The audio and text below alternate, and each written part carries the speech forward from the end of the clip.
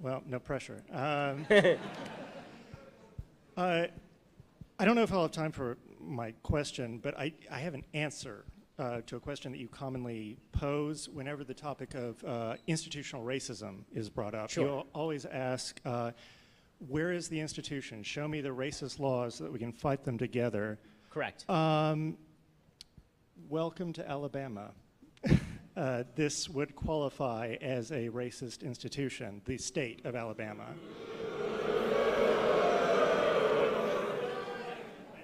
So now I go back to the question that you say that you answered, which is, show me the law. You've named an institution you don't like, now show me the law. No, it's not an institution I don't like. I've lived here my whole life.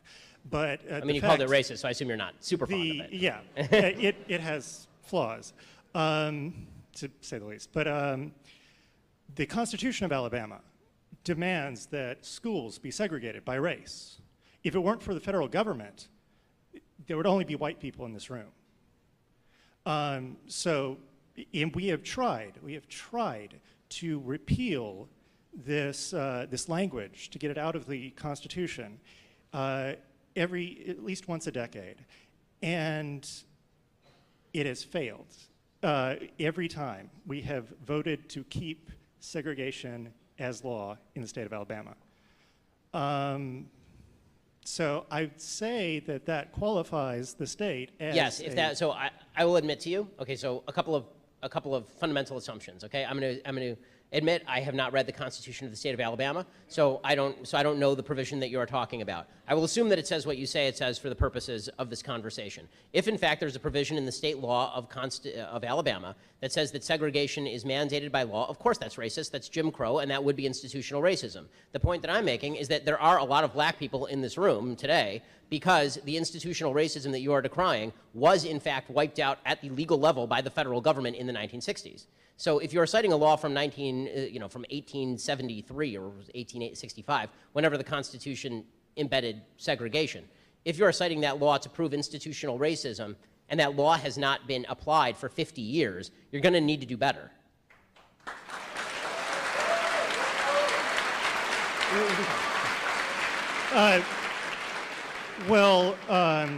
There were several lawmakers in the last few years caught on tape talking about the need to suppress the black vote, referring to black people as aborigines and illiterates. Right. I've always said there are racist people. And by the way, when there are people who act in maliciously racist fashion, in my opinion, I have donated money to their primary opponents. Right. I did that like a month ago for Steve King.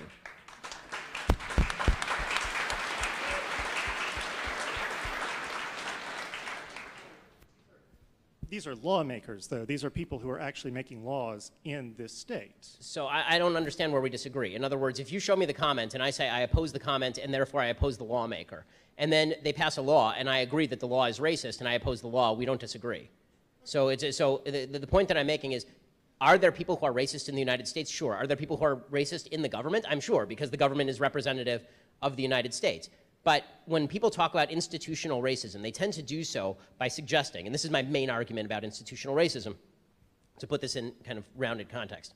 The main argument that I'm making about institutional racism is not that racism doesn't exist, it's that to attribute every disparity to discrimination, which is what seems to be the intersectional argument, that if one group of people has less property than another group of people, or one group of people has less wealth, or one group of people is less economically successful, or one group of people is less educated, that is the result of current present-day institutional racism, that is not useful, and in fact it's counterproductive. Because what it is doing is it is suggesting a fault that does not occur in the present. Now, I've also said in every speech that I've made for multiple years at this point, that to deny historic racism would of course be idiocy. Of course historic racism exists, of course that has present-day consequences. But that does not answer the question as to which policy currently in place is causing the disparity. So if you can point to the policy that is intended and designed to create disparity between groups, and then you can say that that is what causes the disparity between groups, then we can agree on abolishing the law. I want to get rid of those obstructions the same way that you do. My goal is that the law equally applies to everyone, meaning that everybody has the same rights. We're not all born with the same opportunity because no one is. Some of us are born rich, some of us are born poor, some of us are born short like me, some people are born tall. Right? I mean, people are just born differently. Some people are born smarter and some people are born stupid. This is why Democrats exist. But the fact,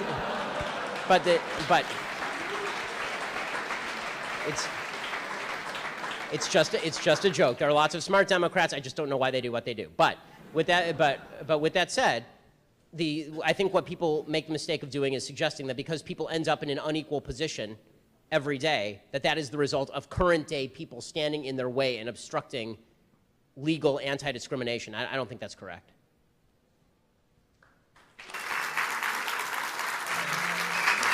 Oh, sorry, I was walking off right there.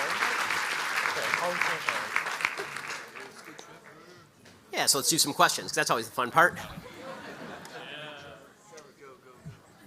Go for it. Why don't we start on this side, yeah? Well, first off, I'd like to say thanks for coming. I know we all enjoy hearing you speak a lot. I'm Alex. I'm from University of Maryland. You just spoke about the alt-right, and anyone who's watched your speeches, listened to you, followed you on social media, can tell that you've developed sort of a rivalry and a feud with this alt-right movement. Yeah, they're garbage. Yes. To you, let me be clearer. They're absolute human debris.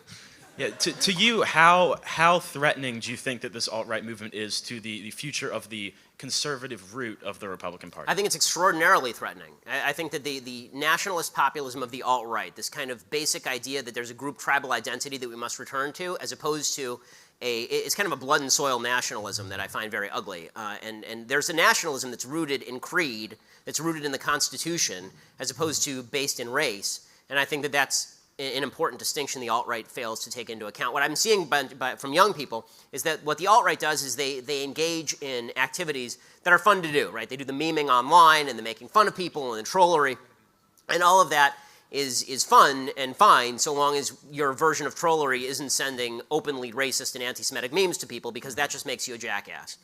So this is my problem. I think in a nutshell, my big problem with the alt-right, aside from their basic ideology, which, as I say, is a steaming pile of horse manure, I think that my basic problem with the alt-right and their tactics is that what they say is we're being politically incorrect, we have to fight political correctness, and the way to fight political correctness is by saying anything. And I don't think that's true. I don't think it's politically incorrect to send, as a famous alt-righter did, send me a meme of a black baby on the day that my child is born because I'm a cuck. I don't think that's you being politically incorrect. I think that's just you being a bad person. Right? Being politically incorrect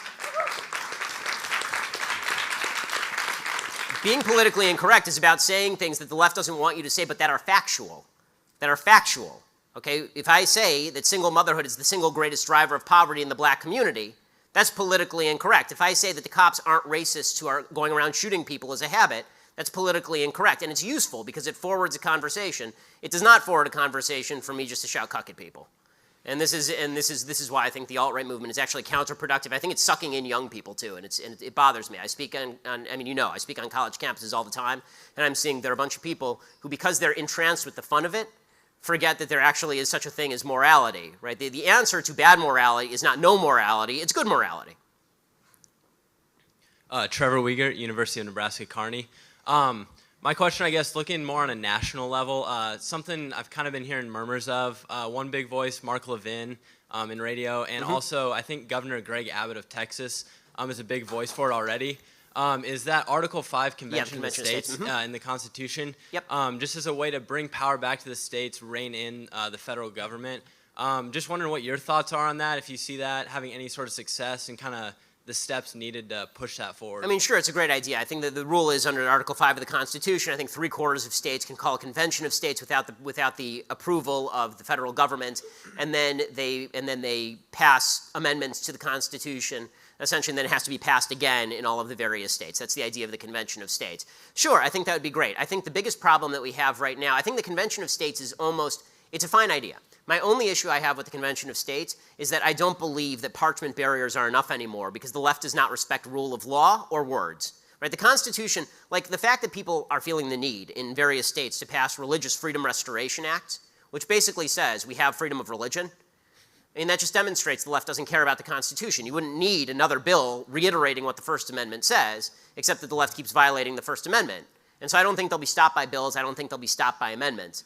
I think the only thing in the end that's going to stop the left is people just saying no and refusing to abide by it, which is unfortunately an uglier solution. But as government grows bigger and bigger and grows more and more intrusive, I think you're going to see more and more conflict between the federal government and state governments. I mean, you can see a time in the very near future when the federal government tries to take away gun rights and the state of Texas says, come and try and take them. Right? And that's when things get really ugly. Thank you. Hi, Ben. We actually met last month at the Western Conservative Summit. Oh, cool. Good to see you. Yeah, you too. And I just wanted to ask. I saw you tweeting.